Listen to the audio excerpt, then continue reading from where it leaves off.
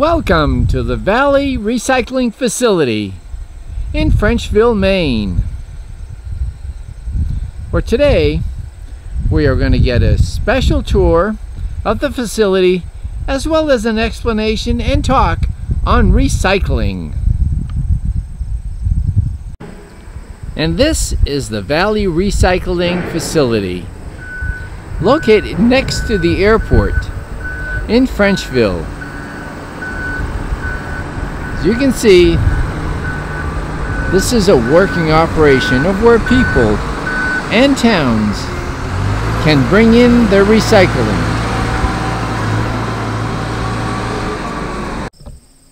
As you enter the facility, you are met at the gate by an attendant.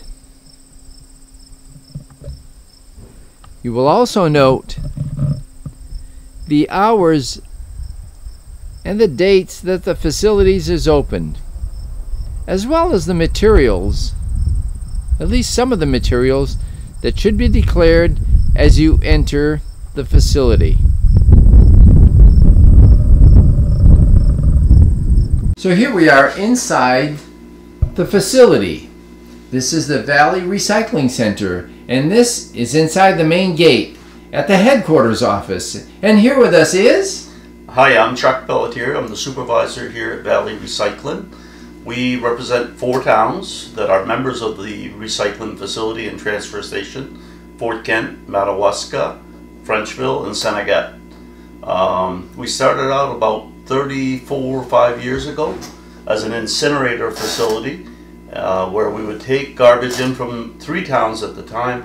I think Senegat was a non-member town. It paid extra anyway. Okay. Now they are a full member. Garbage would come in and get fed into an incinerator and be burned. At the time, the idea was that that burner would also heat water as a boiler and would heat the airport. And I don't think that ever actually came to fruition, as they say, or to pass. So the idea was really a recycling where they were actually getting some energy out of it. Yes, absolutely. That was the initial intent, to the best of my knowledge. Anyway, it was still cheaper to burn garbage than to the present day NARIF, Northern Aroostook Regional Incinerator Facility, as it was known as back years ago. Yes. And then converted to Valley Recycling Facility, which it is today in the 4 towns that I mentioned. Senegat, at the end of it anyway, at the end of the incinerator, I know was paying as a non-member town. They paid a little bit more per ton. Now as a member town, they pay a little less per ton. We have garbage that comes in from other areas, out of the district. You live in Daigle, which would be Sinclair or unorganized? We're in Eagle Lake. You're in Eagle Lake. Well, but the township is that you could go. Anyway, if you were to bring garbage to me, yes, you would be charged 25% more than somebody in a member town because of the cost of running the facility. Correct. Here, this headquarters is the scale house, and where I do all my paperwork as a supervisor here. We are 5 people that work at the facility, including myself.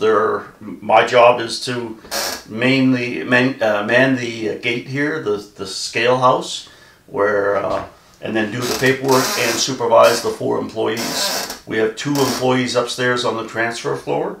It's called a transfer station because garbage comes in and is transferred into, in this case, a trailer with a walk-in floor. So in other words, the trailer is filled, there's a tarp that's rolled over to stop the garbage from going out to the atmosphere, to the environment as it's hauled. Our garbage goes to Courgeorno in Green River, New Brunswick. Oh, it does. So the tractor trailer, or the trailer, once it leaves here, goes to Green River. Yes, it does. And what happens to it in Green River? It goes into an authorized landfill. And I'll be honest, before I worked here, I thought, oh my God, we're paying for some back hill like we used to do here. Dump it in the ditch. But I've been to the facility, excuse me.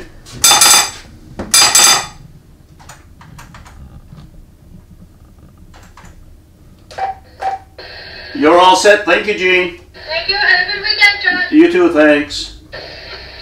What we did is we weighed the garbage that this lady brought in. If she would have had recyclables, as you'll probably see in a little bit, we would have referred to where she's going to be dumping these recyclables. Today she had strictly garbage, so the garbage was weighed and is going to be charged to the appropriate community, in this case Madawaska. So actually she came in, as soon as she drove in, Yeah. you weighed the vehicle at that point. Yes, I did. And you took, did you take her name, or is there a number assigned to each There was a individual? number assigned to each individual. And then and I'm assuming the individual is then assigned to a town. In this case, if we had software with the Interlogic here, Yes.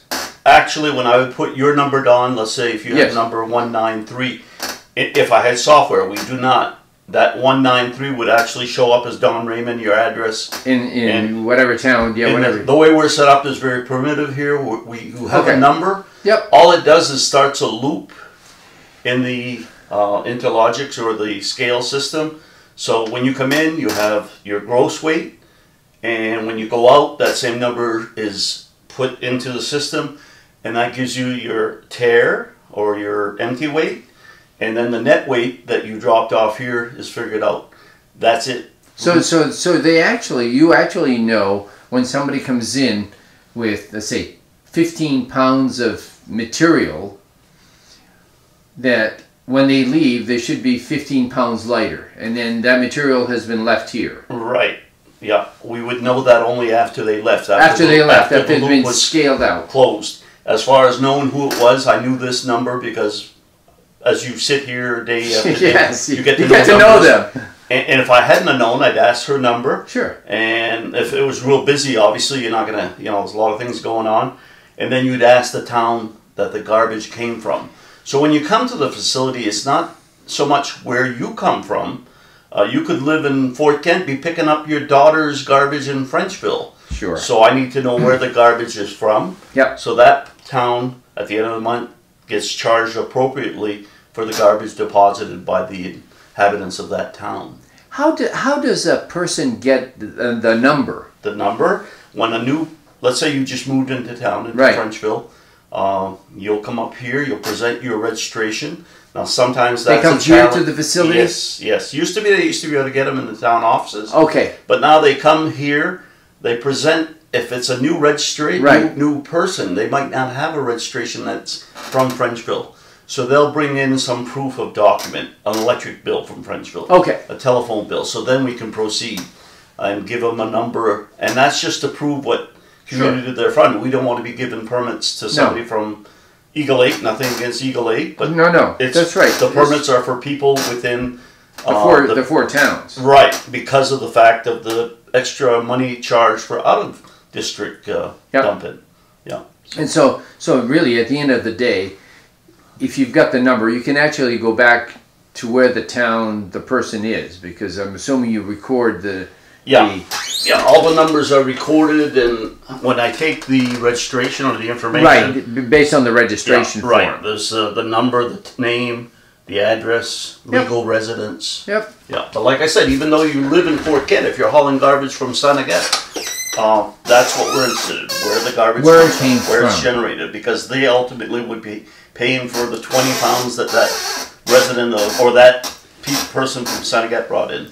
Now, at the end, is there a bill that's sent out to the person, the consumer, or the person who brings us the... Not for garbage. Not for garbage. But if they bring in tires, okay, car and pickup tires, for instance, there's $2 per tire charge.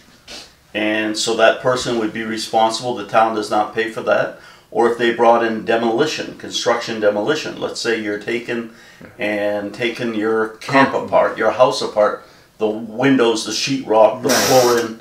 Well, that is not tax paid. That is paid by the individual. Okay. So when you come here, let's say if you come in here with a load of roofing, you did your house, I will tell you what you weigh coming in, so there's no surprise. I will tell you that there is a charge for that you're responsible for that per how VRF is set up. Yep. So when you come back out, then at that point we'll know how much you left here, the net, and we'll figure out a bill. And the rate is $115 a ton. Okay. Or so there's a rate for it. Comes out to 5 3/4 cents a pound. A pound. Yes. Is it the same rate for every type of material? Okay, tires is a set rate. Okay. All right. We talked about pickup and car tires. Yes. Then there's big truck tires. Those are $7 a piece. Okay. If you get into a tractor tire, then it's $30. A supersized tire is like $75 because we used to be, when I first came here 5 years ago, tires were, the sides were cut, and that rendered them not reusable, which is what the Canadian government wanted. They didn't want a tire to go there. They're very protective of their economy. They didn't want tires going there that could be resold or reused from outside countries. Sure. So tires had to be cut, and that was a dangerous process. The first days that the new machinery to do that came in, a guy's arm actually went through the machine. So I wasn't really keen on the idea when I came in, and I promised myself that I would try to remove those machines from use because they were unsafe. Right. Turns out that now we save money, and tires, instead of going to a landfill, go downstate and are shred either for use to cover landfills. At night, landfill facilities in the States are, excuse me.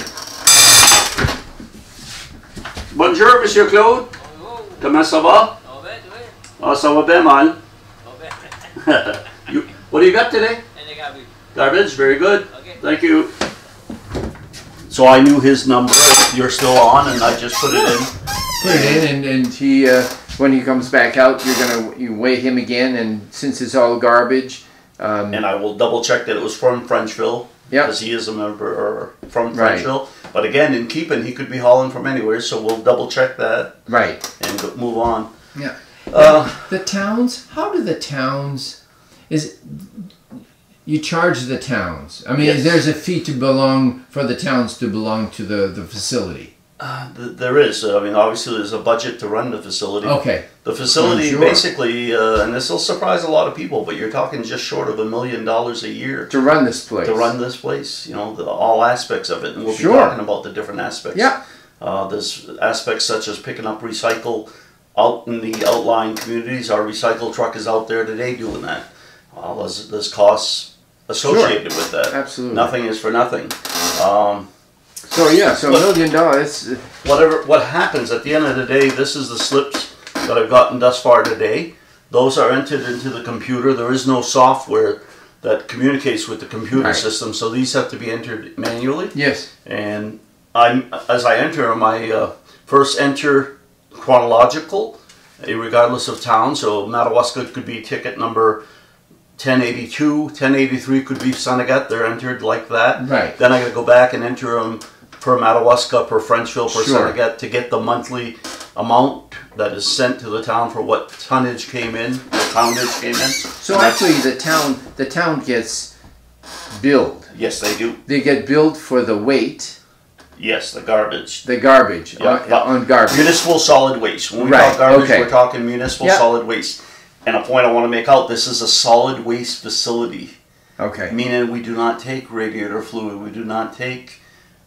the only fluid we accept here, Don, is recycled oil. Old oil. You change your motor. Sure, they change out. And we Yeah. use that. We use it to heat our recycling facility down You're using that, yeah. We heat that building with about 2,500 to 3,000 gallons of old oil. Really? A year. So the building is heated for free from people dropping off their old oil. We do some pickups, but that involves some logistics also. I do Sure. pick up a few places the oil, but a lot of it we get some coming in from Twin Rivers. They bring in oil, and we utilize that. And you use it here to heat the plant. Absolutely. Excuse me.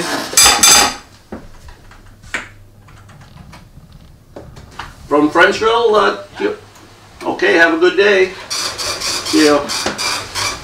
So what I'm doing is I'm circling, I've got 5 options as I process the ticket at this place, at this time I should say. I have Madawaska, Frenchville, Fort Kent, Senegat, and out of district for something that would be coming out of the other lying towns.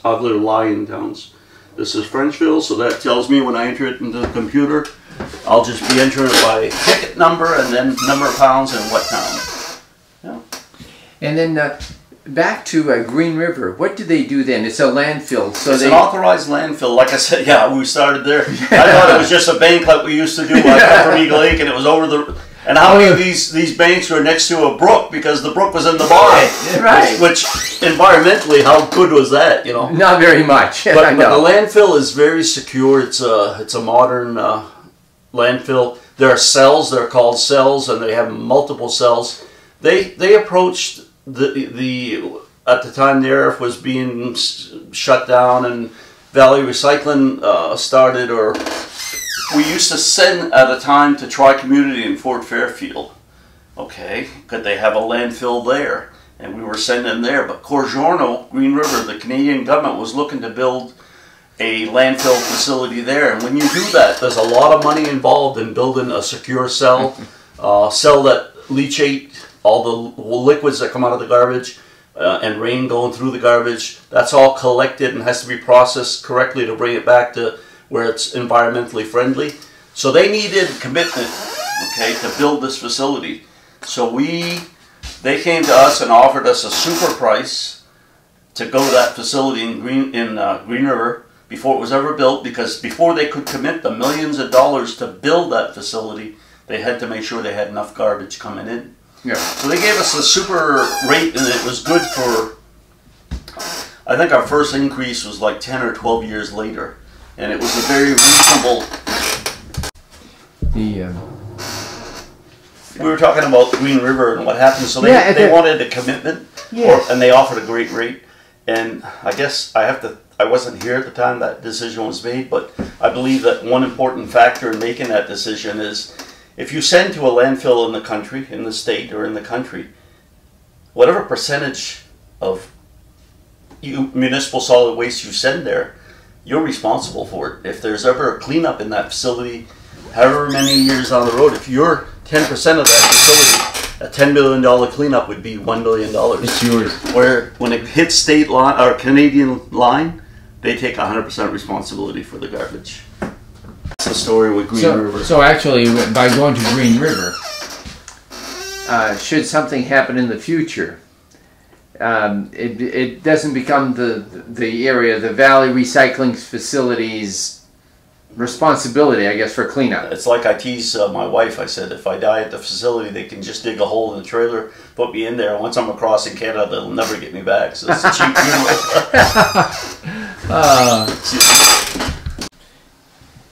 Now the last person that came through, Chuck, is had a truck full of, looks like cinder blocks or concrete blocks. Right. You accept those here? Yes, we do. The only stipulation, let's say if it was concrete pieces, let's say they unmade your garage, Don. Oh, yeah. Well, somebody's garage. Yep. And it was to come here. The only restriction or regulation from DEP is that there's no metal sticking out of it. okay, like rebar and concrete. Exactly. That would have to be cut off and recycled in the metal pile. Okay. Instead of with the concrete. I'm not sure if it's safety because of that item sticking out, or if there's another. But anyway, it's a safety, so right. Nobody would get that poked. They fall accidentally, and there's a piece of metal sticking up. And do you just bury it at that point? Yes, we do. Because it's part of the ground and it came from the ground, so inert product. It's just an inert product. Yeah, similar to glass is an inert product. Really? Yes. That's right. It's mostly sand. Silica. Yeah. Silica. And what happens is, okay, and that's a subject that for years we were asked if we did glass. Well, we do glass. And it is used in landfill, okay?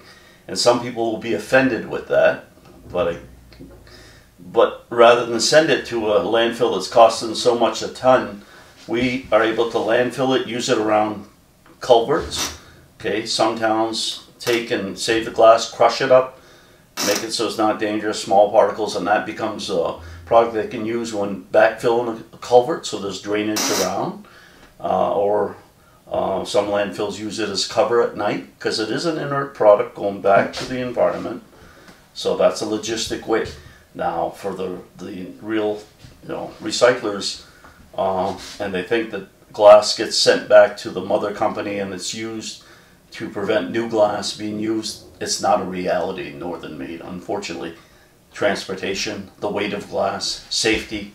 So that's just the way it is. I wish I could say that it was really regenerating new glass. It isn't. I don't know if we want to cut that out, Don, or not. No, not. I think it's a very important concept, actually. This whole inert material is a concept that most people don't understand. You know, things like concrete and glass. I mean, both are made out of sand. Yeah, and it's dirt. regulated, but the real staunch recyclers would like me to tell them. Sure, but I'm not going to lie. It's not going back to some company. No, it would be cost prohibitive yes. to do it. But we are, rather than taking and spending taxpayer money to send it into an authorized. It is authorized here, but to a real landfill that accepts everything. I mean, it's just a waste of money, and it's a waste of energies, and it's a non-necessity. So it can be used in the towns as landfill material. Right, and that's a viable use of it. You know, and actually, when we think of glass, of course, the Maine bottle bill that was passed a number of years ago has certainly removed some of the glass material that was littering our roadsides for a long time, and there again, the companies have been taking those back, and they probably go to a recycling facility as well. They do. They do, but at least and the end product, it's probably the same as you do here. Yes, very simple. Excuse me. So now this last person that came in with the cinder blocks. That was a lot of weight. I'm assuming cinder blocks are fairly weighty. He had 340 pounds. 340 pounds. Now, does the town get charged for the 340 pounds? No, it doesn't. I was gonna, and if it did, it would come out to, just for the heck of it, it would come out to $19.55. But it does not get charged. If that had been garbage, that's what it would have accumulated to, $19.55 worth. But since it's an inert product that we can handle here in the facility, on the site, right, by DEP standards and whatnot, no charge went to anyone. It's a product that's going to go back into the earth. So really the same thing would happen with glass and concrete. I mean, pieces of concrete foundations. I mean, you're really burying it. It becomes part of the earth again. Yes. And like no charge to the town. That's right. And like I said, though, with the concrete foundations is the important, there could be no metal sticking out of it. Right. So a person could take, but yet, can you imagine what a slab of concrete costs? Yes. So simply taking a grinder at the demolition site or a sawzall, it doesn't matter, but taking the metal bars that can be recycled as metal and separating those out and then bringing it here, there's a lot of savings. Yes. And if it wasn't, let's say if you brought concrete here, you unmade your garage and you're not willing to take and cut the rebar out, well then as a facility here I cannot accept it. I would be breaking DEP regulations with the metal. You left rebar sticking out 6 inches, 12 inches all over. Right. So this last customer was a trailer of roofing, and I know the truck stopped in, you weighed the vehicle, and there was, it seemed like about 15,000 pounds of roofing. Well, no, that was the total. Oh, that was the total weight. Truck, trailer, and so now when he comes out, you're gonna reweigh the truck and the trailer, yes, and then the net is gonna tell us how much roofing there was in that vehicle. Yes, and this was one of our haulers, like our garbage haulers. They do the garbage trucks, the packers, they pack the garbage. Sure. And they also offer facilities like they'll bring a trailer to your site, you do your roof, you throw everything to the trailer, or a dumpster, a roll-off, and they haul it here for you, and that's what's happening here. This is Social Sanitation out of Fort Kent that's bringing in for a member of Fort Kent. They could do it for other towns. That's why I need to ask them which town they're coming from.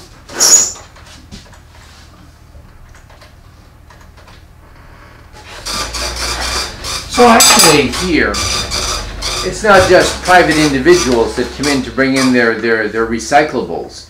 You have contractors. I mean, you know, the garbage trucks that we see driving town, they can also bring their materials here. We have packers such as Daigle Sanitation out of Fort Kent that bring in packers, roll-offs. They bring in recycled cardboard, the OCC, the old corrugated cardboard, or boxes that you have material that comes in from, like Amazon boxes, let's just say.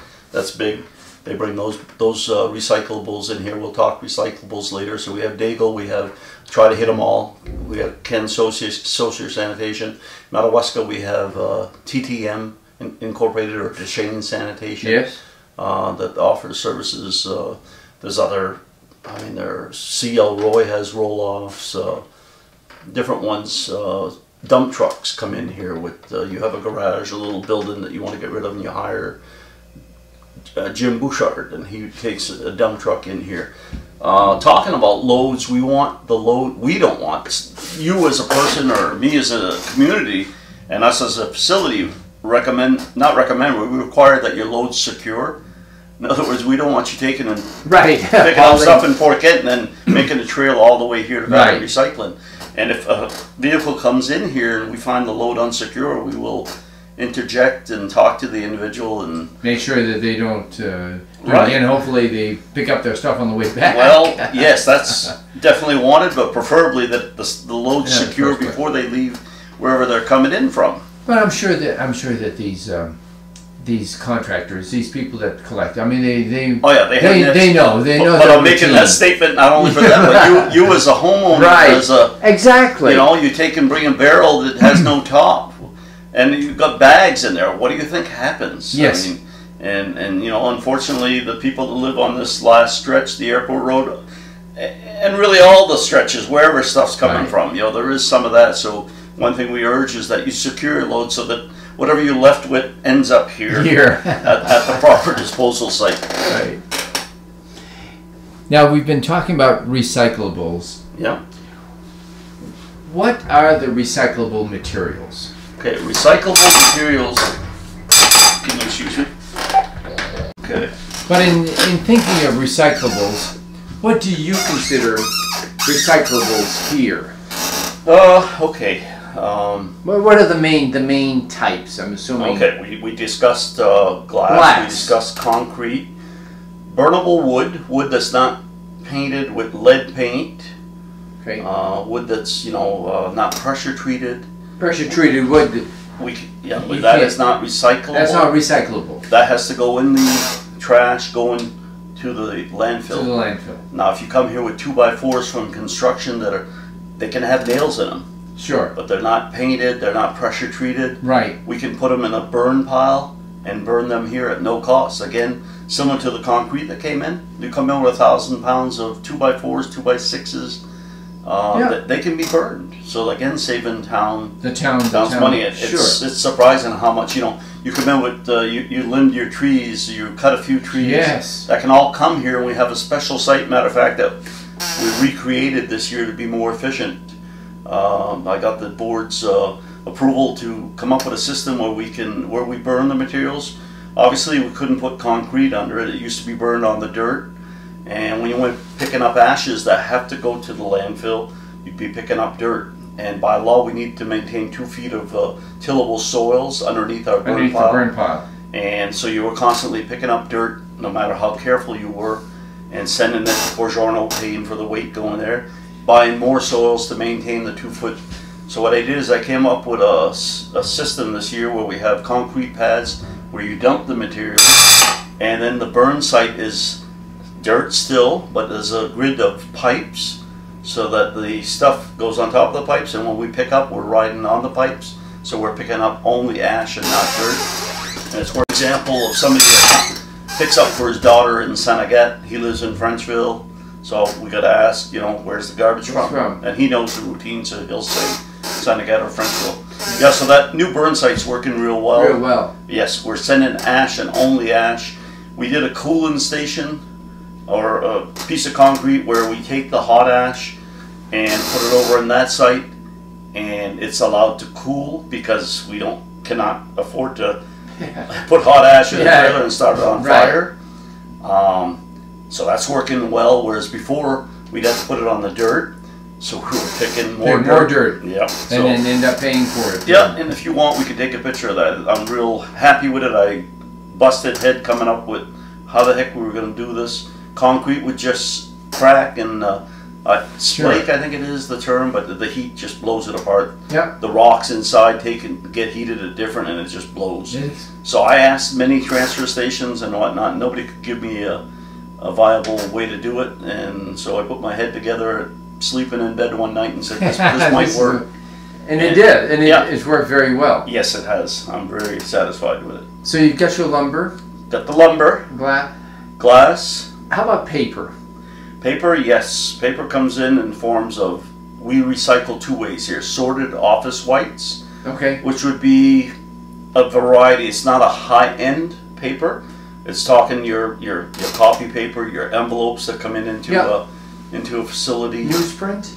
That is a separate item. That's separate called number 8 newsprint, or magazines. So we have white and sorted office whites that can go in one. We have a bin downstairs. We'll show you a little later that the sorted office whites come in dirty. Then we sort them and they go into a clean. And then the other paper is the magazines and newspapers you talked about. That comes in and is put in a dirty because it could have plastic in it, whatnot, or contaminants. Is sorted, put in the clean, and then baled. Matter of fact, today we're baling newsprint, and we probably see how that's going. So then, once you have those baled, because you just make huge bales with them. 11, 12, 1,300 pound bales. 1,300 pound bales. What do you do with the bales once you've got that done? They're stored on site, and obviously, to get a tractor trailer here for less than a full load would be costly. So when the facility was transferred to a transfer recycling center, the recycle building was made, and what they've done is they have a series of 6 different docks that trailers are backed to. These are trailers that are no longer road ready or worthy. Right. So the trailers are used as storage. So we've increased the facility's storage capacity by just hooking a bunch of trailers together. So we'll store a trailer load of newsprint, a trailer load of SOW. When it's finally full, we call for our broker, MRRA, which stands for Maine Resource Recovery Act, which is a statewide recovery act to help in the recycling and getting loads out. So they're our contact, our broker, and so we can get the best price and get the service to get the products. So actually, you then hold the cardboard until you have a whole load, and then you contact somebody and you sell it off to this store. So with those recyclables, you're not paying the $115 a ton total cost of it going into a fill. So you're kind of saving $115, or right. you're eliminating paying to go to a landfill. We're baling it and then getting money for it on the other end. So it's a win-win situation. Right. The product's getting reused to make instead of using new fiber, and we're getting money to help facilitate the process. Yes. I mean, there's money involved in doing this, don't get me wrong. Right. But it's much better than going to a landfill. It's the win-win situation of the, and those prices can vary a lot. Right now, old corrugated cardboard, or OCC as we know it, we're now back up to $95 a ton that we receive. When I first started here 4 or 5 years ago, we were up to $180 a ton. But that trend has gone down. China was taking a lot of our recycling, and they put up a green wall. They got tired of being America's little waste hole. Right. And some resentment was made and whatnot. And they put up a wall where they're not taking as much recycling, so that does the supply and demand equation of economics. Yes. There's not as much demand, so supply is higher and the price is down. Sure. We're seeing it swing a little bit. Metals, our metal pile at one time was generating $135 a ton for white metals. Now this is mixed metals. This isn't like a steel frame of a logging trailer. This is your washing machine, which has all kinds of plastics involved. So now we're down to, last quote was $88.50 a ton. And that's a good price, because right now, if as a homeowner you were to take to one recycling facility in Caribou, AIM they call it, you'd get $40, $50 a ton after you delivered it to them. So at $88.50, and they pick it up here, not AIM, but another whoever gets the contract, that's very good compared to the open market of 40, 50 a ton. And they do that because they pick up a lot of it, and they're banking that price will go back up. And they've got enough strength or money to back them that they can do that. And storage facility, because right, I'm sure. Right, because it takes a lot of storage. A lot of storage. So, but how about, you know, we started talking about metals. yeah. What about metals? What can people bring here as far as metals, or what do they consider metals? Really, metals is a really loose term. Yes. I've had some of the people that buy metals said if it's got some wood but it's got metal on it, put it in there. And really, I've never gas grills. Yes. You got aluminum, you got copper, you got tin can. Well, I don't know if that falls into the same. We do tin cans, but they've because of the difficulty in picking it up at the metal pile. Yes. We have containers and we bale it so that it's more easy for the. No, that was 46. Yeah. With the range of metals, you just take you take them. Oh yeah, anything metal. Anything metal. Garage doors. You take a door like this door, Don. Just an entry door. And it's got the metal case, the metal, but the inside is foam or wood. It goes in the metal pile. And they've never. Really? Yes. So you could have a door that's got. I'm not sure, a metal door that's got glass in it. That's got. Your storm door. You bring your metal storm door, which is that goes in. Goes into the pile. And it's just. And it's you get rid of it that way too. Yeah. So now, what happens to the metals? I mean, do you break them up, or do you? We tried that. Compact that. Or somebody comes in. Yes, somebody comes in. At present, it's Galant Enterprises out of Canada, Edmonton. But it goes out to bid in the paper. Okay. It'll be going out to bid again next January, I believe. Yeah. So looking November, December, we'll probably be going out to bid for the next year's or 2-year contract. Right now it's going to Galant. It has for years because his price is fantastic, especially for the metals that I'm describing to you. I mean, it's you know, when you add a porch came in a while ago with metal framing. Yes. That would have gone in that metal pot. It did go in that metal pot. So he's paying for wood too. You know, but never been. I don't want to say that in terms. That's what white metals is. It's a mixed metal. It's a mixed metal. It can have some other materials on it, rubber or plastic or. Yeah, it's not glass. A clean metal. Yeah. It's not a clean metal. It's whatever metal. comes in. It gets thrown there. Never had any. So that, you know, that's great. Rather than send that to landfill. Yes. And have to pay money, we're actually generating money to help the budget here. Right. You know, when I said that our budget is $1 million, just under $1 million, 900 and something. You know, some of that is generated from, you know, on site with the metals, with the paper that we sell, the newspaper, newsprint, with the cardboard. You know, so that helps pay. That's all part of that budget that I talk about, the overall budget. So actually, that money is the budget is $1 million, and you make with selling the recyclables off to somebody else. That money is taken off that $1 million, which then then the town just has a smaller portion at that point. That's right. You know, our goal is to do anything to save the town taxpayers' money. Absolutely. I'm a taxpayer. All my employees here are taxpayers. So, you know, it's up to us. We'll get loads that come in, and we'll see. I'm talking construction loads that come in. And if we see some heavy recyclables or items that we can burn, okay, I've had loads come in that the contractor just doesn't take the time to separate it out. Right. And they have that option. They can pay for it to go to Green River. But if I see a lot, and I got to take into consideration here, it's pretty busy, as you see. Yes, I mean, we haven't stopped this morning. So I cannot bottleneck the process. Right. But depending on the time of day, because we know when our heavier loads are and whatnot, and if the truck comes in with heavy wood, metals, I mean, we've taken the crew, call it a 911 and say, let's go, let's dump on the floor.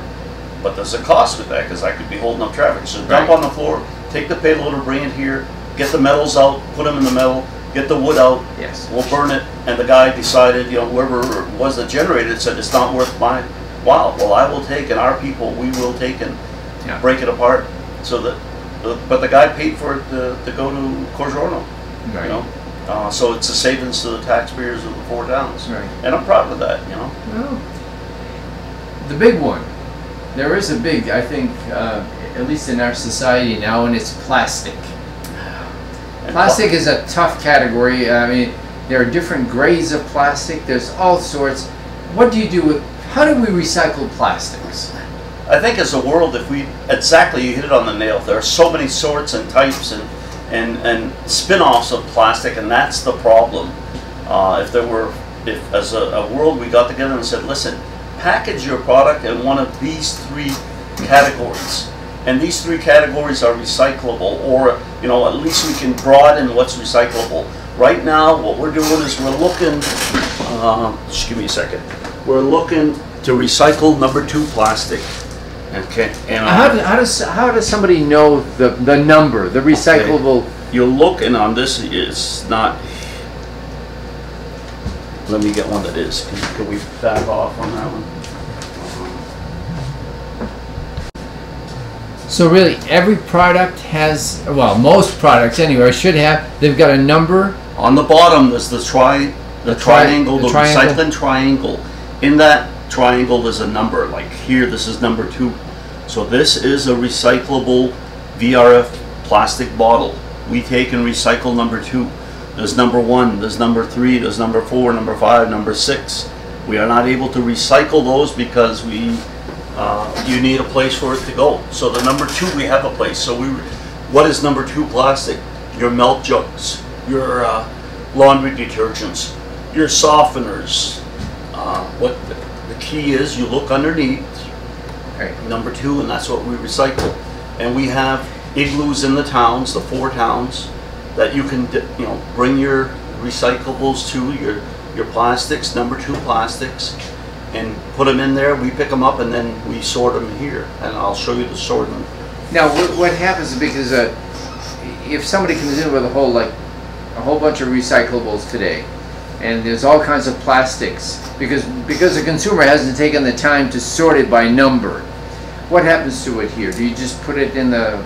No, we take and put it into a bin. Okay. And that's set up very keenly by my predecessor, Norman Sear. Yep. He built, as they're recycling, there's a insert, and we'll show you later, and the bottles, you bring them up to you, so it's pretty ergonomically set up. And so they go through each bottle, take the caps off, which are different plastic, throw them away, keep the number 2, and if it's clear, it goes into a baler that's set up for clear, and if it's colored, it goes into a baler that's set up for colored number 2 plastic, because they bring different prices now. So we're set up to sort. If it all went mixed, it would be a lower price. Okay. So we're capitalizing on the most money we can get. Yep. So those 2 balers, as I'll show you later, are designated for those 2 items. Well, and you touched on this one, and it's you talked about the igloos. Yes. Now, igloos, tell me about igloos, and where are they, and what are they, and... Okay, the igloos, we have some set up in the 4 different towns. So the member towns, Fort Kent, Frenchville, Madawaska, Seneca. Let's start with Fort Kent. Obviously, this is Fort Kent's channel. No, it's the Valley's channel, but you're right, It originates out of Fort Kent. We'll talk. The igloos are the smiley faces that you see. Yes. Yes. They are, and we've gone away from those a little bit. We still have them, but I bought from Vinny in Madawaska. Vinny, you want it? Vinny, he'll get it for you. But we bought those fiberglass United States mail-in fiberglass buildings. They work pretty well. They're not as eye-catching as the smiley face. We're using both. In Fort Kent, we used to have the one setup at the town office parking lot. Yes. And this spring we moved that to the fire station in Fort Kent. If you go take the road to the fire station and just go a little bit beyond the fire station, there's an area that's nicely set up with different igloos. What we're collecting there now there's an igloo or a container for tin cans. So in Fort Kent, you can drop your tin cans there. Does the paper have to be off the tin can? No. Does it have to be clean? Yes, preferably. Can you imagine a tin can of dog food or cat food that hasn't been cleaned? So yes, please clean them. But the labels can stay on. The labels can stay on. Okay. Okay, and those are recycled. We have. Trying to think. We have the regular igloos to pick up. Number two plastic. We pick up the newsprint and the sorted office white soap papers. Those can go in there, and if you have newspapers and magazines together in a bag, and if you had like office whites, your envelopes and your copy paper in another bag, it helps us because that's going to be sorted per. Sure. So you know, and the plastic bag would be fine. We're going to sort it here and get rid of the plastic bag. We talk plastics. Plastic bags don't get recycled by us. It's not practical. Really? A study was done because of the big use of plastic bags in the wood pellet industry. A study was done for all of Aroostook County to fill up one trailer of plastic. We'd have to collect for, it's just not feasible. I know they're a pain. I know that they, you know, when you're burning 80 bags of pellets, that it looks like a lot. But in the realm of things, it would be small. It's impractical because we looked at the possibility as a garbage group in Aroostook County about how we could collect all these bags and bring them to one central location and how much it would take and the logistics involved, and it's just not practical. It's unfortunate. People are using them to repackage garbage and bring them here. Plastics, like you said, is a complicated. It is a complicated one. So we're doing number 2 plastic. We started on that, and plastic bags or pill bottles, which you know, the little yellow containers, they're not able to be recycled. But we sort that. We get all kinds in, and we thank you for your thoughts and efforts, and you're doing the best you can. We appreciate that, and there's some realities of recycling. But something we did start on was excuse me. Okay, so we've also but in Fort Kent we have we have the plastic number 2 plastic. We have the glass. Yes, there is a glass container. There is a glass one there. We have the newspaper and the magazines. Corrugated cardboard. Corrugated cardboard. Yes. And that's in Frenchville by the no, I'm sorry, that's in Fort Kent by the fire station. Yes. And then at Rite Aid we have 2 smiley igloos, the yellow one and the red one. Okay. Where we collect in one, we collect the newspapers and the paper goods. The other we collect plastic goods. Going down on Market Street. Where were we? No, in Fort Kent you've got the fire station, and we have Rite Aid. Rite Aid. Are there others in Fort Kent? Yes, there is. There is by Steve Daigle's little canteen. Stevie D's little canteen. The corner of Charette and Market. He has 2 igloos there for number 2 plastics and the paper goods, the newsprint, office goods. Then we have Andrew Cairns at the other end of Frenchville going towards St. John. Andrew Cairns got a recycling center there too. Yes. And he's got a number of igloos, I believe. Yeah, he's been very active with recycling. So we've got the regular number 2 plastic and paper goods. And he has corrugated cardboard that he has there. He has tin cans, I believe, there. And we have a glass. A glass bin there too. Yes. And there was some issues with setting up on glass because there was some dangers. I mean, glass, if it's broken, can cut people. How do you pick it up and whatnot? And I was we worked on this for quite a while. How do we set up? So finally thought of the totes that chemicals come in, and these totes are benign chemicals. They're not you know, they've been rinsed and real good, but they're like a 270, 300 gallon tote. It's got a metal cage with a plastic liner, and it's turned out to be a good method because you can carefully put your bottles in there, and if they do break, don't go in there and pick them up. Just leave it alone. And we go in a forklift, we'll pick it up and put it on our trailer, and we'll bring it here. And I've made sure that it's not a safety hazard to my employees here. As well. Yes, because those were big concerns. You know, how do you pick up glass? It's heavy. Can you imagine a 270 gallon tote full of glass jars? It's heavy. But we've come up with a system that's safe. We want the public to be safe. We ask that you use all safety cautions. And here I've done it so that my employees or the VRF employees are safe, which was a biggie. Those were some vital concerns. So that's the logistics of recycling. You got to make sure you can do it. How do you do it? Where do you do it? You know, and there's some logistics here. Space is one of the big logistics. You know, collecting, cleaning, store until you can make a bale, and then once the bale is made, as we've discussed and touched upon, where do you put it till it goes to market? Now we've touched on Fort Kent. I'm assuming that's about. What about Frenchville?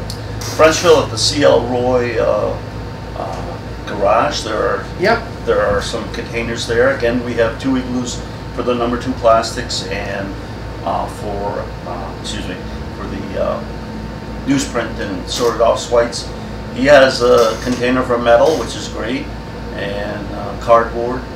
Cardboard, I think, actually in Frenchville is at the town fire station, town office. Yeah, there's a I believe right outside of the town office by the fire station. There's a whole series of igloos there. There are 2 igloos again for number 2 plastics for the papers. We have a glass jar tote there as well. There's the cardboard OCC, so you can bring your boxes. You know, flatten them out and put them in there, and they will get recycled here at this facility. In Senegat, we have the cardboard, we have the number 2 plastic, and the number 2 plastic. Where is it in Senegat? Well, your first one that you'll come to is at R.F. Chamberlain's where the trucking.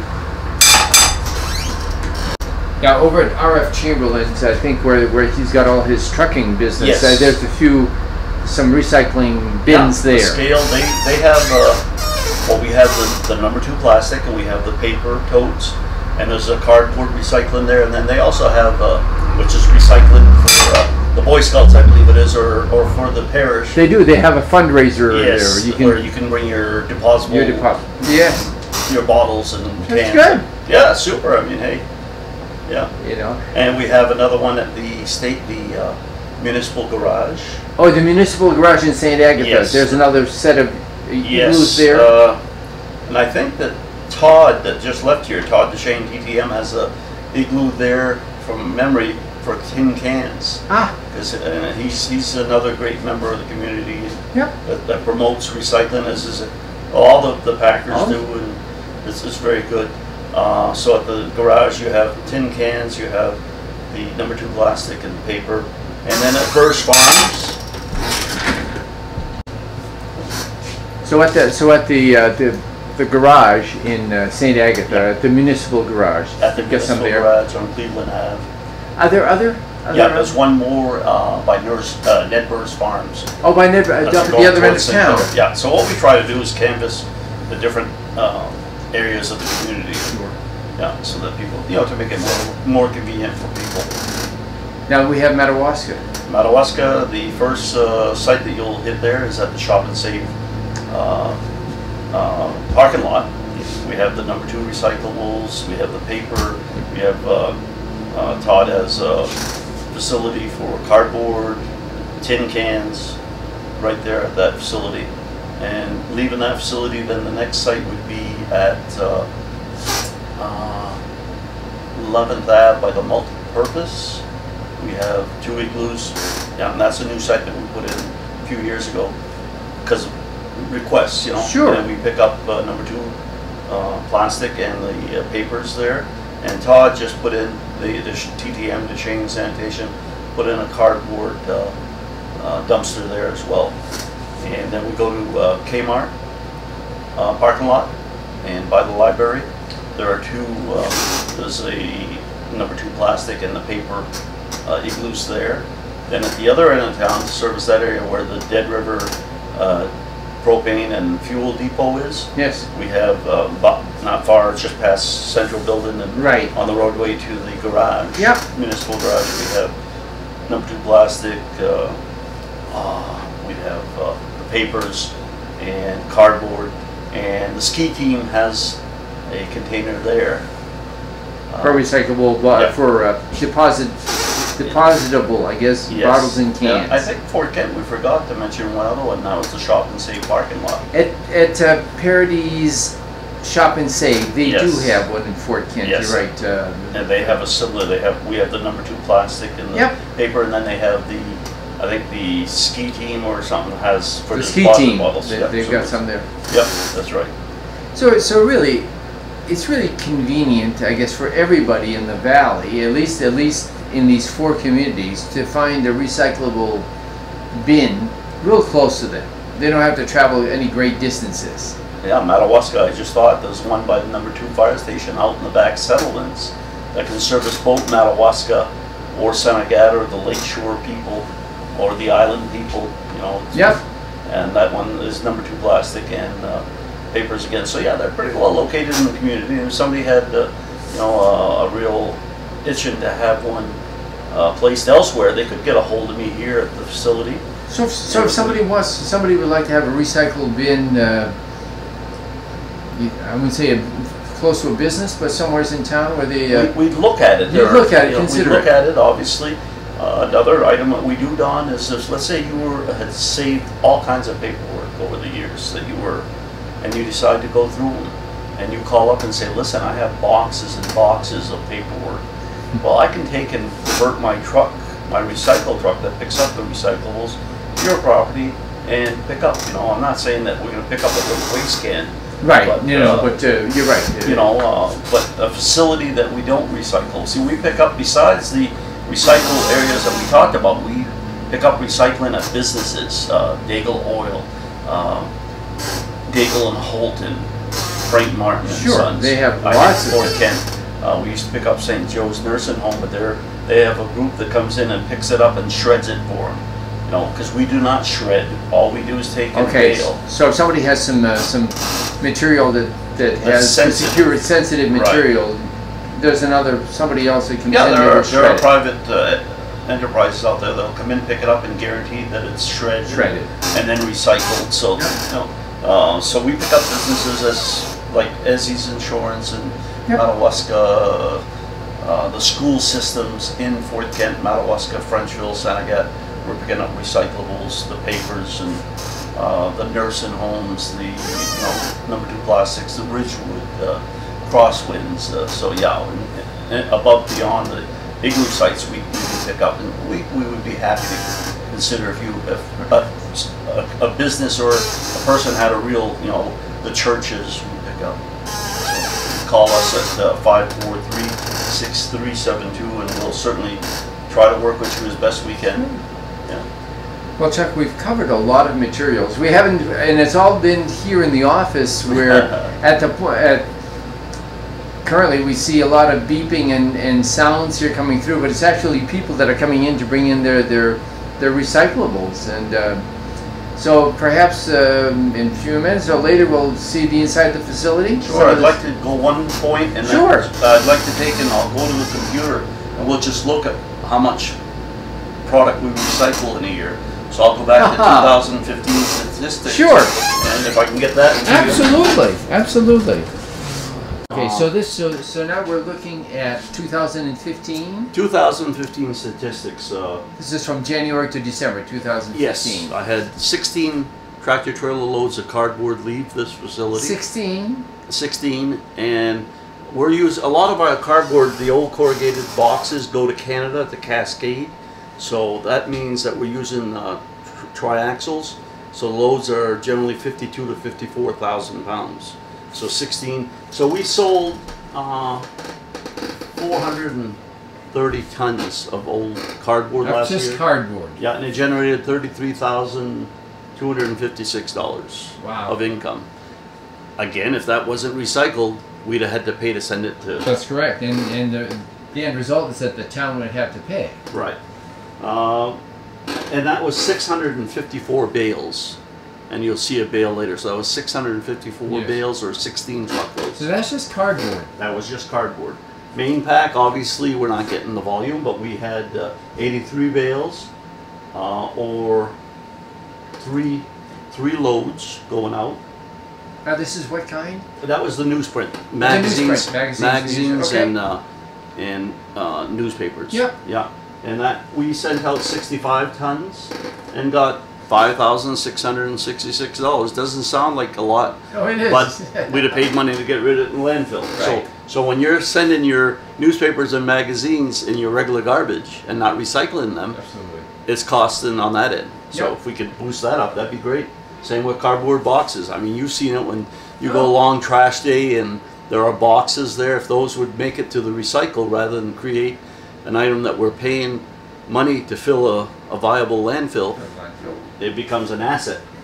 Sorted office ledger or office whites, we had one trailer load. We sold for $3,114. 6 in 2015. We sold one load of number 2 plastic. We call it clear or natural color. Yep. And one load is 21 bales for $3,091.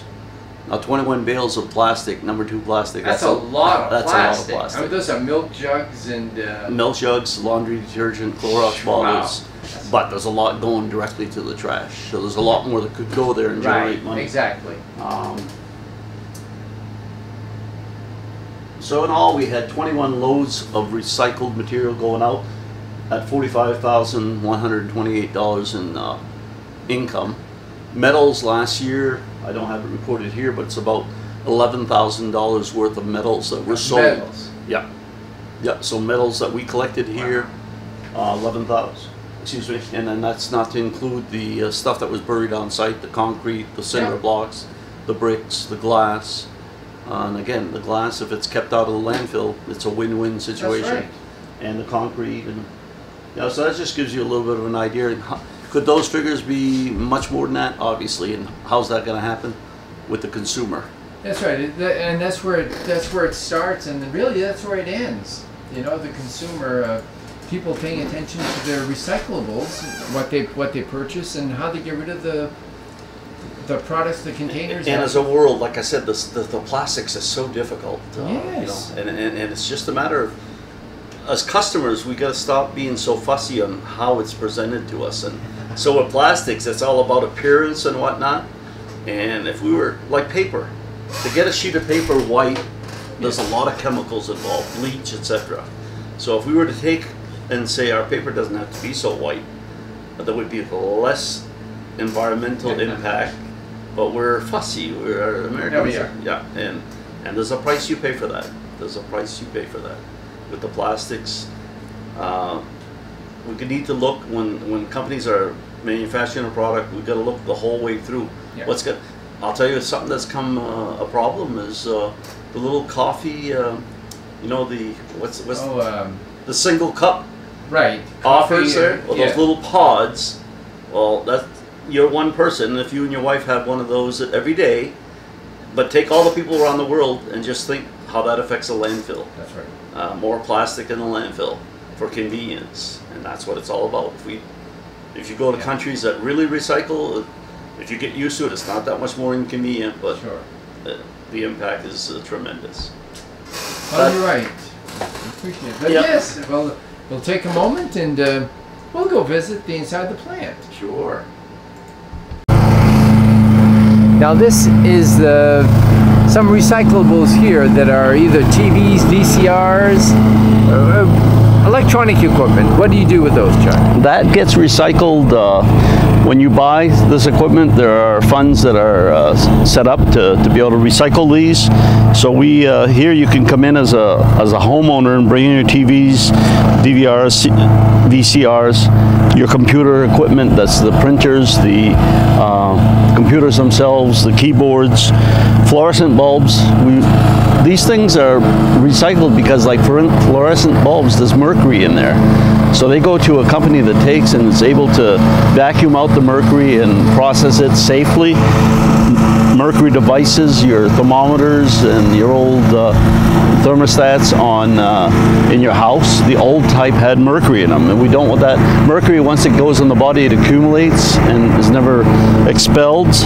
Batteries, your automotive batteries, your rechargeables, and your tires come here. This is a universal waste trailer. Okay. A universal waste Waste. That's what this stuff is considered universal waste. In fluorescent bulbs, for instance, they are stored in a box with a plastic, heavy plastic, that gets sealed off and sent out to be recycled. Here we have a 4-foot box. There's a box for 8 foot. There's a box for 2 foot. Okay, and this is all through a recycle program through Viola, and that's manufacturer sponsored. So it costs the facility nothing to get rid of these bulbs. For homeowners, businesses do pay, and it does cost to get rid of for businesses, because this was set up for homeowner use. You know, you have 2 fluorescent bulbs that you got to get rid of at the house. Business, well, they're responsible to take care of that disposal. So this trailer, this safety this area is really well protected from the outside. It's protected, it's locked, it's vented. Okay.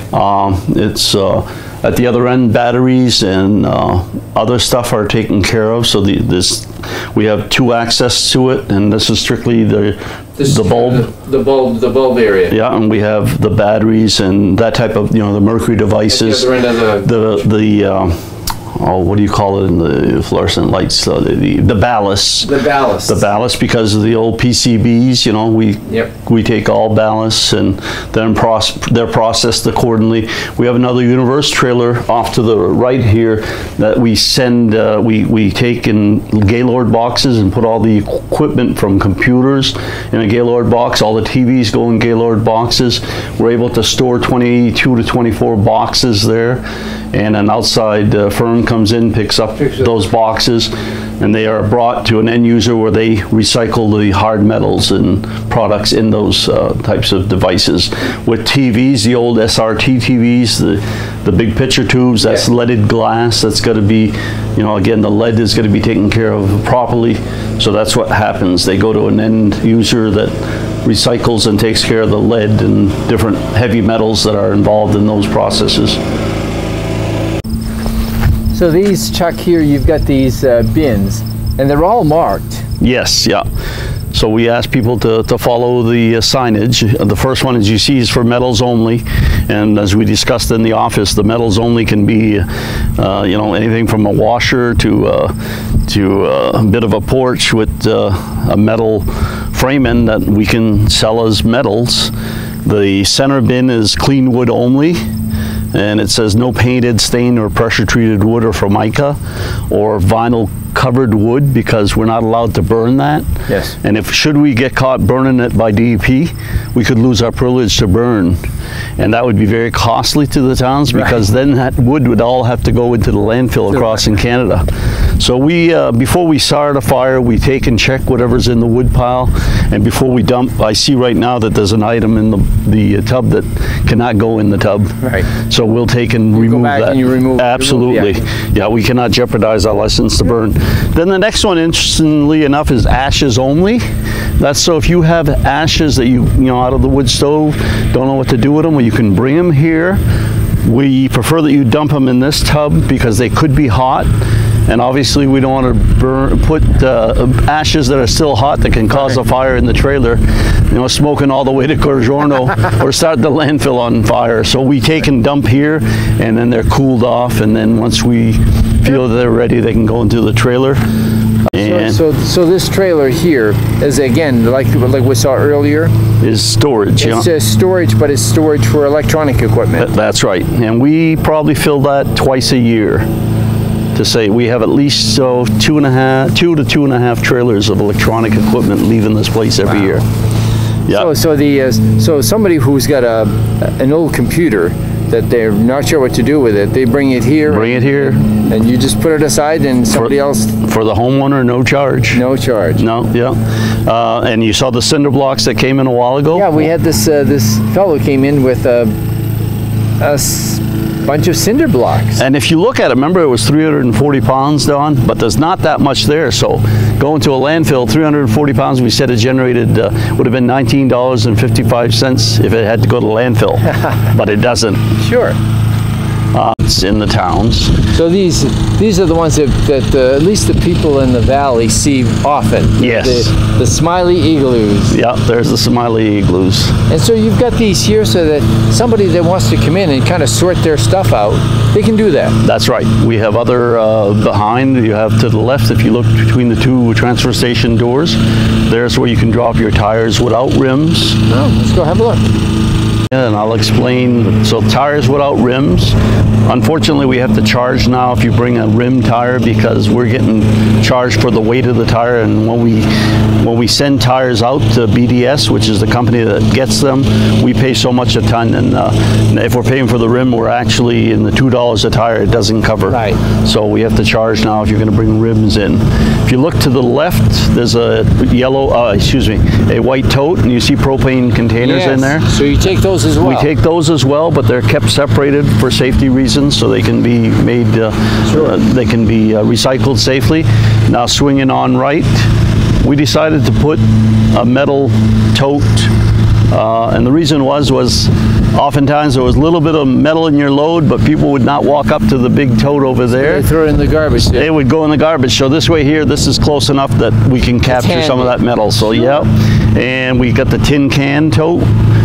So if you come up with a bunch of cans, you know, if they're in a box, you can dump them in there and take the box and put it in our in the cardboard bin. The cardboard bin, which we don't see right now. And to the right of that is a glass jar containers. People ask us about windows. We can't take windows and put them into the recycle with the frames on them. Okay. And it would just be too dangerous for us to take and try to break down to just glass. A lady had a glass table, you know, those patio tables that with the glass top. She came in the other day and said, "What do I do with that?" Well, she had picked it up and it was in a pail, and she says, "Well, there's rocks in it." I said, "That's fine, we can handle that." So, you know, but I can't recommend that you break down a glass window and get a shard up in your arm, and so that's a difficult one. If I get glass, if it's only glass, I will be able to take and put it in a pile, but I don't recommend people hurt themselves doing it. So all of these bins are right here by the entryway, so that if somebody comes in, they can just do their sorting themselves. They can do the sorting themselves, and our guys are asked and required to watch what's going on, so people aren't, you know, throwing boxes into the trailers or metal. You know, we can assist, you know, but it's the consumer coming on the site's responsibility.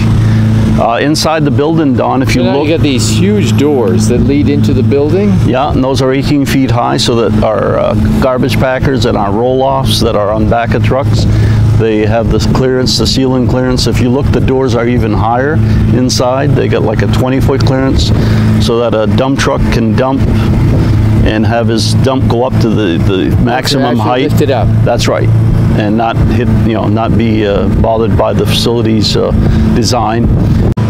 So now we're on the inside of these large doors, and inside the first thing that at least I see is waste oil. Yes, used oil only.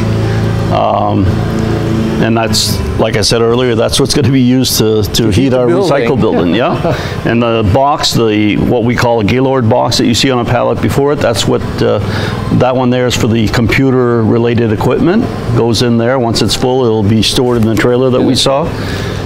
Turning, moving right, there are the gates that you're going to be in the transfer station dumping over. The gates are closed there to protect the public. And you see a sign, "No ashes," and that's so that, you know, we're trying to not get any hot ashes. Yeah, I mean, I did say that incinerating was a viable source, but we're no longer an incinerator. Obviously, we're not asking that you don't bring pets. There's no smoking or kids under 12 permitted outside the vehicle. You can bring them with you, but, you know, for safety reasons, they need to stay. Yes. So actually, somebody comes in with a pickup full or a carload, they just back up to the gate here, and after they've come in and have been weighed, they come in, back up to here, and then they just throw their materials over the side. The solid waste will go over the side. Again, off to the right, we see the cardboard bin that I was talking about, and to the right of that is the TV.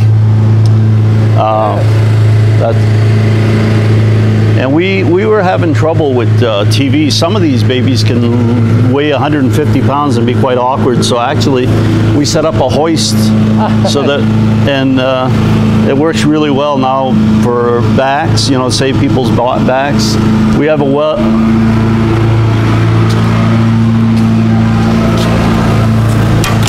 we strap the TV, lift it up, and then dispose it into the box and unstrap it, and it saves backs, and it works beautifully. One of our employees helped design the system, and it's a great system. I share it with other transfer stations. So now we're here at the edge of the gate. This is where the customer has just backed up. That's right. And they just, I mean, there's a long ways down here. That's why the gates are real important. I can see this. By state law, we're required to have a gate that has at least a post across it, or let's say a horizontal bar of 22 inches, 21 actually, and 42. So we have that, and we've gone beyond. We put an upper gate here that also opens, and that's because if you come back here, Don, with a pickup, and you're dumping out of your pickup, this actually becomes a trip hazard. So this way here, and it does support my weight, and I weigh enough that it'll support most people. Now when I look down in the pit, it looks like a pit, but it looks like also the top of a trailer, a tractor trailer. It is. It's an open top tractor trailer, and you see to the left, you see the canvas or the mesh that goes across the load once it's loaded. And then if you look in the bottom of the trailer, there's all kinds of little ridges there. That's what we call a walk-in floor. 2-3 foot sections walk back and forth, and what that does is it walks the garbage out of the back of the trailer into the landfill at the other end. It's pretty clever, actually. Right. As one portion goes backwards, the other goes forward, and it grabs. But we have to shovel the snow out of it. We found early on that if you had 4 or 5 inches of snow, there was no friction made with the garbage, and the garbage wouldn't move. So one thing in the winter months, we have to make sure the floor is clean so the garbage contacts it and is able to flow out. Now, once the truck is full, because this is just a trailer. Yes. Then you hook onto a tractor and it drives away to. Yeah, we actually set and take out the trailers with our own equipment here, because that tractor, you know, a contractor couldn't be here all the time. It wouldn't be feasible. So we take and load the trailer, or take the loaded trailer, tarp it, and put it in our lot and call them, and at their convenience they come up and haul it away. That trailer is compacted as much as we can. I mean, obviously traveling to Corgiorno with a light load, so we have a crane that's set up here, or like an old pulp truck crane, and that's what we compact the garbage with. So you actually push it down to... We actually push it, place it to have as full a trailer as we can. Talked about cardboard and... Yeah, we did. We talked about all kinds of cardboard, and you've got a bin here that's full of... cardboard, and it's no harder than when you take it off your truck, rather than throw it over the gate, come over and throw it in our bin, and then we'll take it down to the recycling center. Over here to the left, Don, I talked about number 2 plastic coming in, and you said, how do you handle that? This just looks like a huge bin. It's like a big metal box. Yeah, Norman Sear, the supervisor here before me, created this, and it's really pretty clever because the plastics, like you said, are so many different types. They come in, they got to be sorted. So everything gets dumped in here, and then as obviously the bin is full, it's easy to get to. But as you start digging down, so what they do is they simply crank. That brings some more forward onto the tray, and as they have to, they keep going and going and going, and actually can pretty smartly sort through. Absolutely. So a real clever device that was invented by Norm, I'm told, and it works excellent.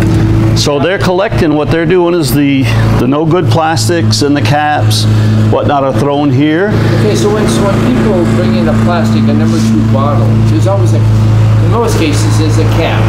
Yeah. The cap is not recyclable? It is, and we've started leaving the caps, but because I'd be lying. Can we back up? Or you'll just, I just told them they could leave the caps. For years they have taken the caps off. But we off record there? What happened? So these businesses, you separate the plastics into the colored ones? Yes, colored, because colored brings less money than the clear. Oh, so your yep, clear, clear plastic. yes, and they each have their individual baler. So as this basket gets full, we can take and open the baler. So this is a baling machine that we see back Hey, Dave. Can you come out here? See, Eden. Sorry, we're here. So this is a baler. Yep. It's used for baling plastic. It's used for baling plastic. So, so now you've just finished sorting your plastics and Yep. you've filled in this bin. Then what happens to it at that point? So then we come over here and throw the switch to open it, bring it up. The compactor is going up right now. It'll open the door. As the door comes to the top, it'll stop. And he will empty his contents of the basket. Obviously the basket's pretty low right now.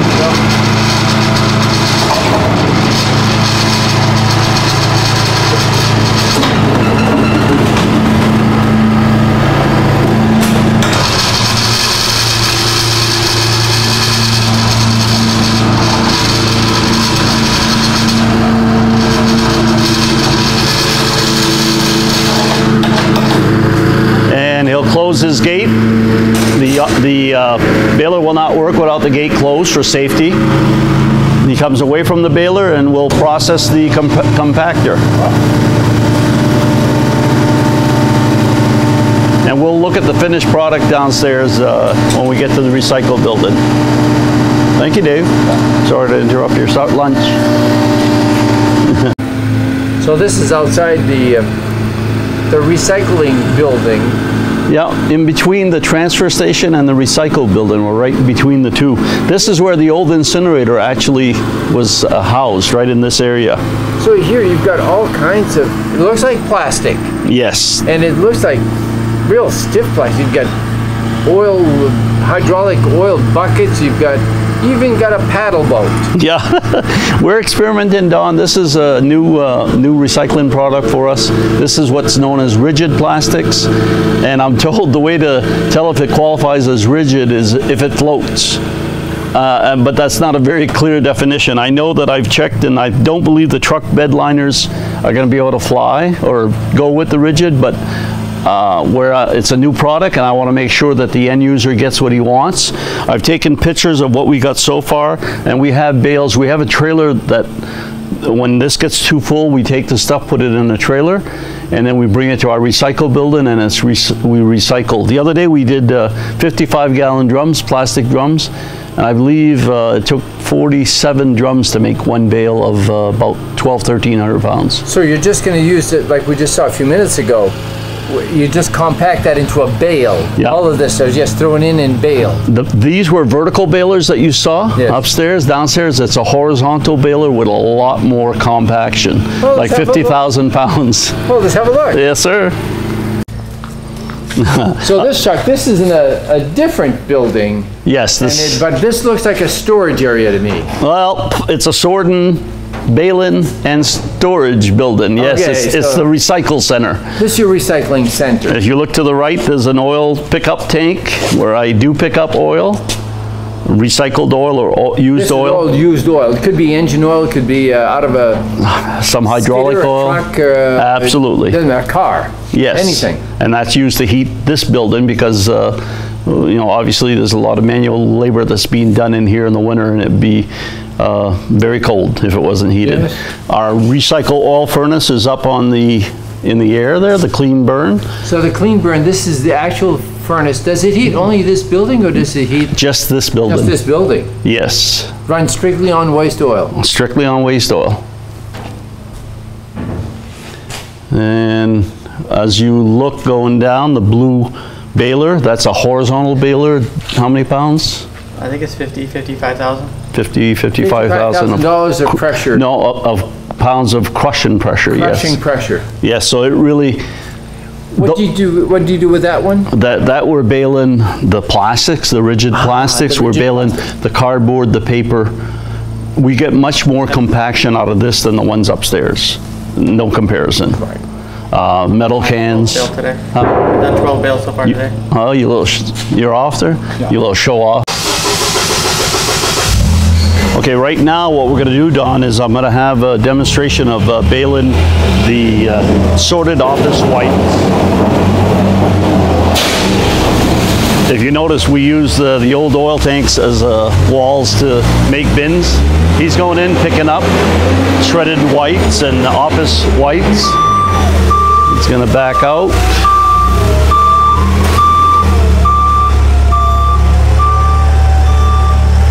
Now he's gonna approach the baler.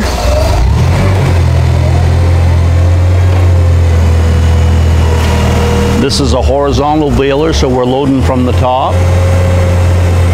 Now this is a dumper on the forklift, as you can see, so the whites get dumped in. The baler is set on automatic, so what happens is, as soon as the level in the baler goes beyond the electric eye, it starts the compaction. It's compacting right now, if you can hear the motor grinding. This used to work off in a generator that we had to run 8 hours a day. 3 years ago, I recommended that we get a three-phase converter. We used to run a generator 8 hours a day, and it cost about $5,000 in fuel to run it the year. The conversion was a $5,000 conversion, and it costs us about $300–400 of electricity now, because the baler only runs when it's cycled through. Whereas with the generator, it had to run all hours. So it just recycled. It's going to compact. So it's actually, right now, it's compacting his, if he goes to get another load, it's actually compacting his previous load. Right, and we can go, we can stay in this automatic, what's the word I'm looking for? Manner, or we can go to manual, where we trigger when it goes back and forth. But and sometimes that's better with cardboard because it's big. This will bale real easy because there's no clog in the baler. You can imagine with some of the boxes that we get in, refrigerator boxes or TV boxes, that obviously if you put too much, try to put too much in the hole, you can. We'll keep watching, and what'll happen when he gets full enough, he'll send a light that he's full. It's nothing that interesting, but you'll have the chance to audit what you want, or edit, I should say. Huh?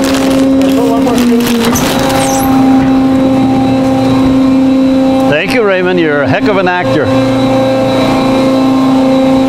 Good guy. Excellent, excellent worker. So now the red light came on. The red light came on, signaling that he's pretty full, but he just checked the bale and feels that he can put one more bucket. One more scoop full and one more bucket full. Yeah. So he didn't go with a big bale. He didn't really lunge into the bin there, realizing that he wants to get it to a certain point because there are 6 wires that have to be passed through around the bale to be able to tie it off. So as you bale, you get to know when, just like wearing a belt, you know, what notch you want to be at.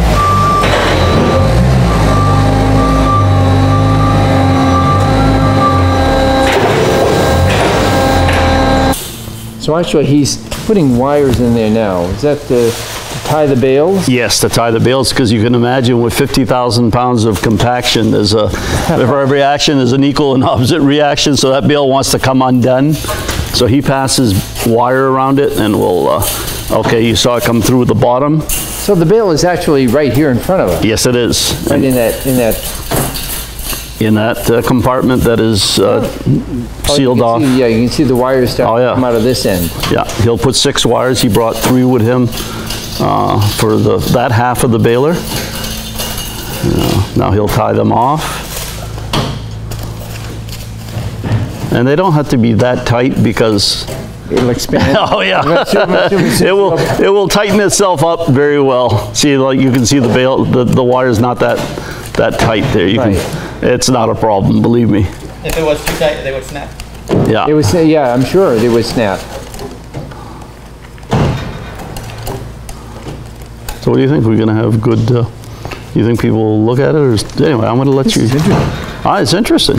He's going to kick the bale out there soon. That's why I said, you know, the wire. He's going to open the baler door in front. So he's actually opening the baler door. Yeah, because so we see the tied bale. Yeah, what happens? You see that whole mechanism. That's obviously going to be strong because that holds the bale. The bale gets compressed against that front door. So. Oh, and out comes the bale. Yes, and you're going to see it expand. You can see it expand. Oh yeah. See, tighten right on the wires. This is an ejector plate that he's going to step on. Now, how heavy is going to be this bale? Roughly? Hey, Ray, how heavy will that be generally? 1,280 pounds, give or take. 1,280 pounds. So now he takes the multi-use forklift, takes the dumper off in it, because you can't pick it up with the dumper, but you need the dumper to build it. So we disconnect the dumper, and we have forks, but they're forks that contract in and out. So he'll come up to the bale.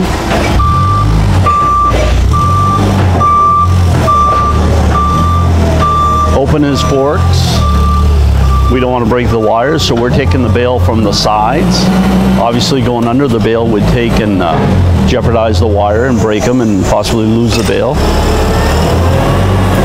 So he'll go up, come up gently. Just puts it up to the...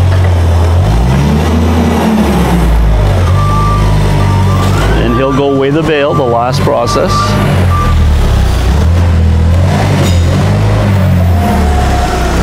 Obviously, a shredded paper makes a mess. Okay, so we have a platform scale. Oops. We have a platform scale that he'll weigh the bale individually.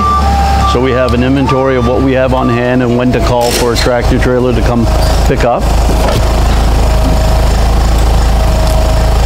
What did it weigh? 1265. 1265, and he had estimated 1280. So 1280. 15 pounds amongst friends is not bad. So he's taking and recording the weight, the bale number, and that all comes up to me in the office so that I can keep track. You know what you've got on hand. I know what I've got on hand and when to make the call. And he'll write the weight right on the bale so that if we need to refer to it. So he just wrote 1825.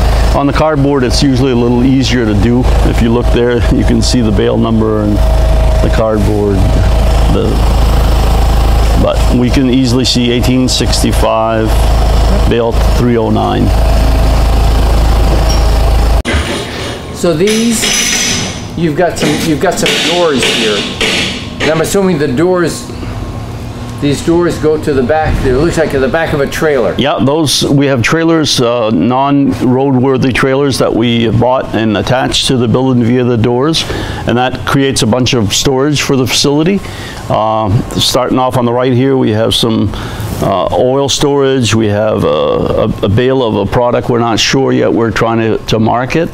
There's some flat board or like shoebox board, but it's colored and it's got a lot of gloss to it, so we're still dealing with buyers through our MRRA contact. Looking for a market. For a home for it. Whether it goes out and we don't even get a penny for it, we're still saving it not going to the landfill. Right. And then the next trailer is our agriculture pesticide and herbicide trailer. Okay, those containers come to one of two places in Maine, here or Dexter, that are approved to handle those containers. The containers need to come in here triple rinsed and the caps off and the containers dried. And we're very adamant about that process happening because we don't want to expose our employees to unnecessary chemical. The trailer that he brought, we're coming close to a load of SOW, as you can see. It's all right. So this one here, this trailer here is where you store your, looks like the good white paper. Yeah, sorted off as white. So that trailer is pretty well full. That's indicating to me that that we're getting ready pretty soon to look at my inventory and make a shipment. Yeah, and the bale that I was talking about is actually right next to you, Don. I didn't realize at the time, but that's the 41 it was. I said 47 a while ago, but it's 41 plastic 55-gallon drums that made a 1,000-pound bale. 1,025. These were all, you had 41 big 55-gallon. 55-gallon drum, plastic drums, one bale. And because of the resistance of plastic to go back to its shape, we had baled it and put the 6 wires, and it didn't work. So now my employee Ray took and triple wired each so that it holds together, because there's a lot of resistance to come back to the 50-gallon shape. Sure, this is stiff plastic. Yes, it is. And if you rotate around on behind you, there's a bale that came from upstairs of the colored number 2 plastic.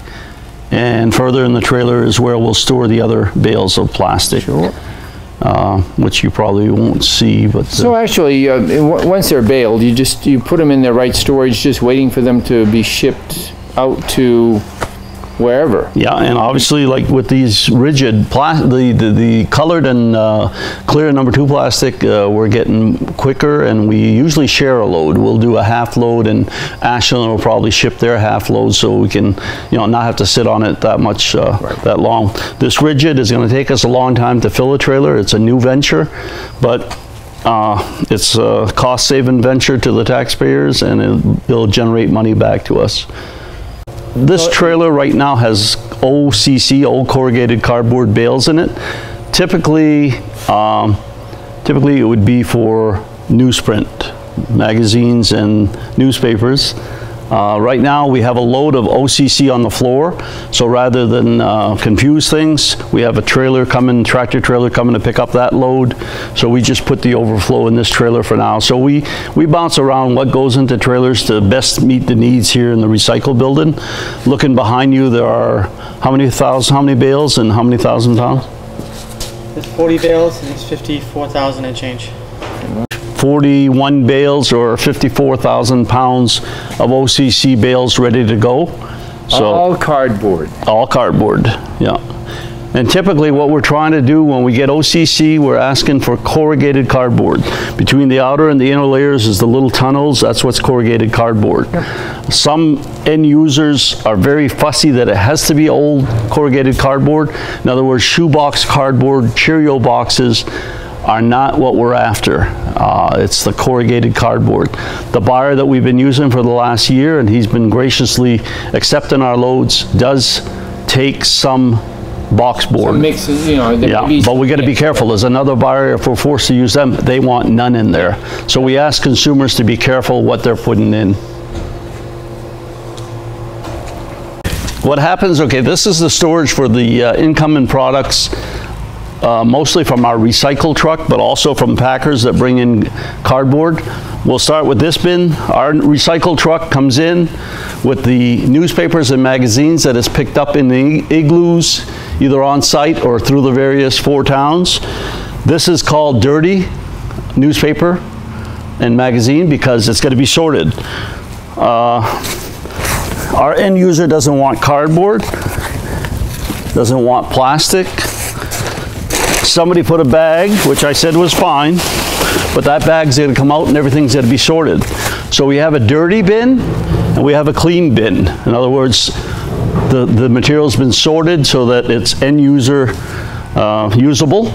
And we sort, this conveyor is not in use right now, but what we'll do is the employee will go into that bin with the dumper, pick up a load, dump it into this area of the conveyor, and, excuse me,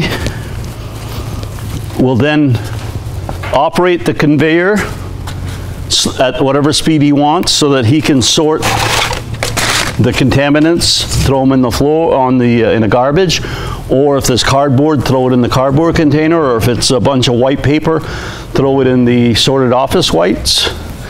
And again, with the famous Norman, this comes up so that as it gets lower, it dumps onto the conveyor belt. And I said the speed is regulated or can be regulated so that people have the chance to sort appropriately.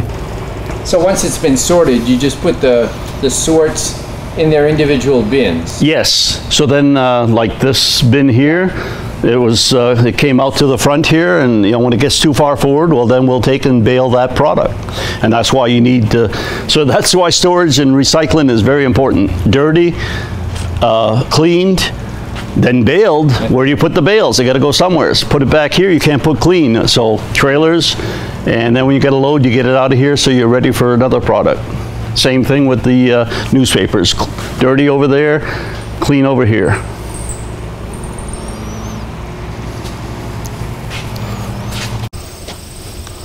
Now this area, Chuck, looks like another storage area, but it's got, looks like metals on one side, and boy, I see a lot of tires. My chum Don Guimond's hair is going to rise. Ah, tires. You had to show those tires. Hi Don, how are you? Okay, we have on the left, as you look, that's the white goods or the metals. So you can see that there's anything and everything in that pile. You got refrigerators there, old stoves.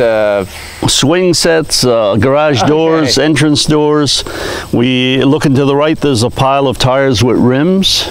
Yep. And we do not accept tires with rims anymore. I could accept them before when the price of metal was high, because the company receiving them kind of offset the price with that, but nowadays I can't, so I'm back to, if you're going to bring tires with rims, I have to charge extra to cover the extra weight of the rim.